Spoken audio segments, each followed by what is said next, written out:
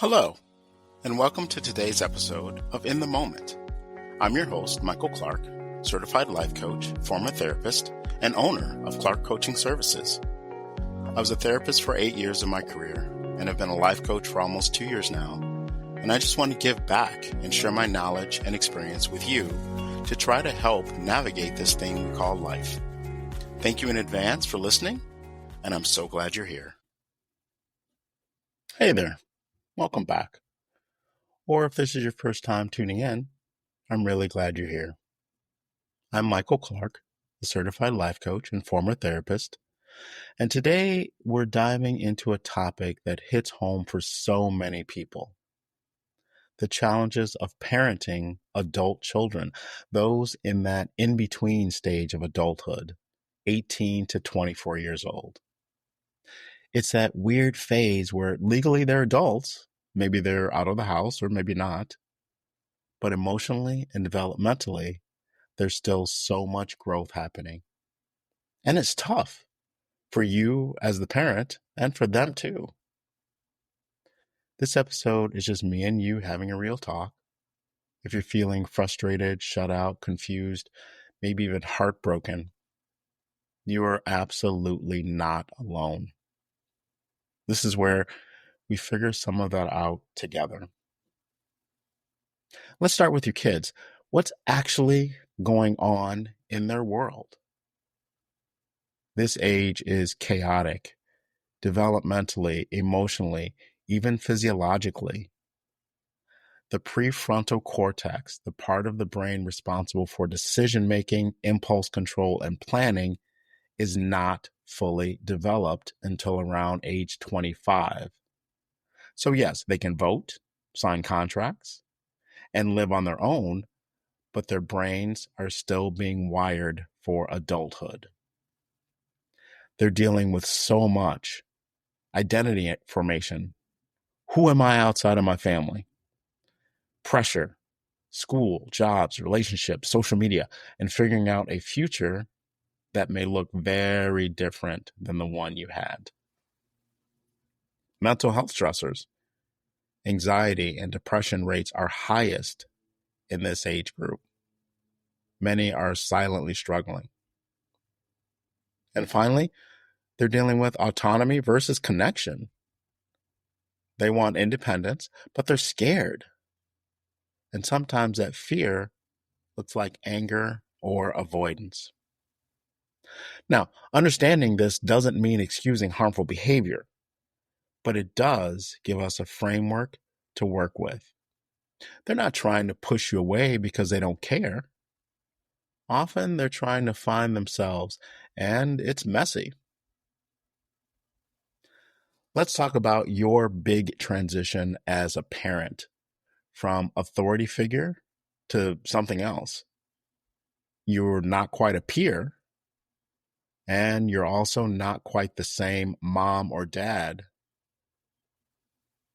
the role that you had when they were younger. This is where many parents feel the most lost. You go from being the person who call the shots to someone who's supposed to just watch them make mistakes. Here's the truth. Your role as a parent is not over. It's just evolving. As a mom to a daughter, the dance is often around emotional closeness. She may want independence, but still deeply values your approval. If you've been close, she might test boundaries to assert herself. As a mom to a son, you might notice more distance.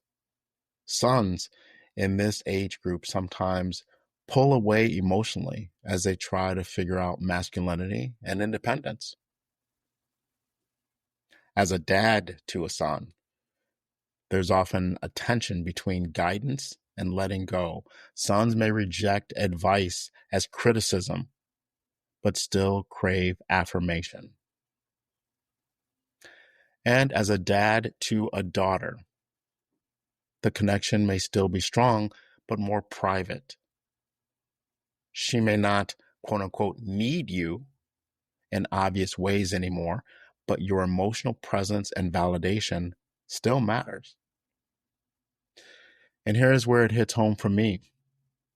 I am ashamed to admit that my daughter and I have been estranged for a couple years now, where I was not even invited to her college graduation. To paraphrase, her quote was, "If you weren't there as a dad when I was younger, why would I want you there now as an adult?" Was I hurt? Of course. Was I the perfect dad? No. But I did my best, and I was there as much as I could be. Do I hope that one day we can reconcile? Yes. I still try to communicate with her and tell her that I love her and that I'm here, and that's all I can do. Every dynamic is unique, but the common thread is this: the relationship has to change, and that's painful before it becomes beautiful. So let's talk about the number one issue I hear from parents. We just don't talk anymore. Here's why that might be happening. Assumptions. We make assumptions. You think you know what's going on, but your child feels misunderstood. Poor timing. You want to talk when they're tired or busy. They want to talk at 11 p.m. when you're white. Tone. What you think is concern might come across as interrogation. So what can you do? Start with curiosity, not correction. Instead of, "Why are you doing that?" Try, "Tell me more about how you're thinking this through." Ask for permission to give advice. Seriously. Say, "Would it be okay if I shared my perspective?" Use I language. "I feel worried" lands better than "you're making bad choices." And finally, respect their space. Sometimes the most loving thing is giving them room to come back on their own. Rebuilding communication is about softening your stance without stepping away entirely. Be the lighthouse, steady, present, not chasing the boat, just being there when they're ready to come to shore, when they're ready to come to you. Let's flip it for a second. Imagine being 20 years old today. You're juggling school debt or trying to find a job in a shaky market. Your identity is still forming. Maybe you're comparing yourself to everyone else on social media, and you feel pressure to adult and adult fast while still craving emotional safety. Your parents, even the ones you love deeply, might feel like just another source of pressure. It doesn't mean they don't love you. It means they're overwhelmed. And many don't know how to say that.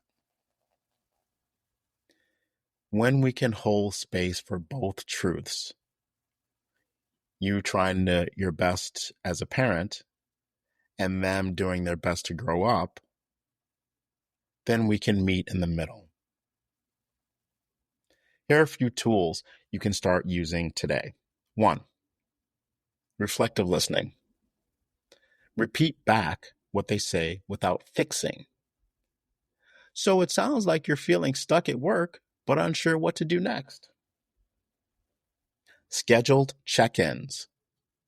Ask if you can set a time to catch up weekly or bi-weekly. This creates structure without pressure. Number 3, journaling for yourself as a parent. Write down your worries before reacting. This helps you show up with clarity instead of reactivity. Repair conversations.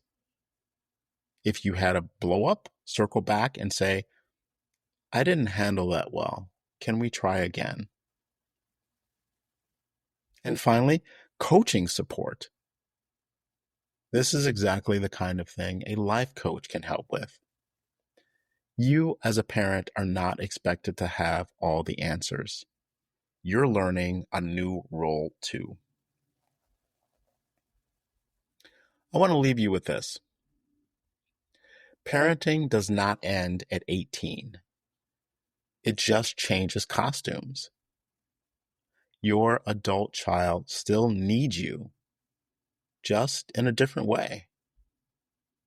And it's okay if that's hard. It's okay if you miss who they used to be, but don't miss out on who they're becoming.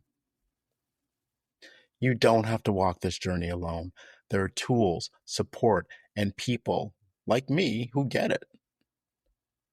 I've walked this with families, with individuals, and I've seen how healing happens in even the most strained relationships.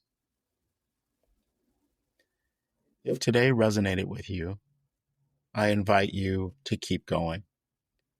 Reflect on one small change you can make this week. Just one. And if you need help, reach out to me. You know how to find me. I'm at clarkcoachingservices.com. Until next time, take care of yourself, and remember, your presence still matters more than your perfection. Thanks so much for listening. If this helped you, share it with another parent who might need to hear they are not alone. See you next time.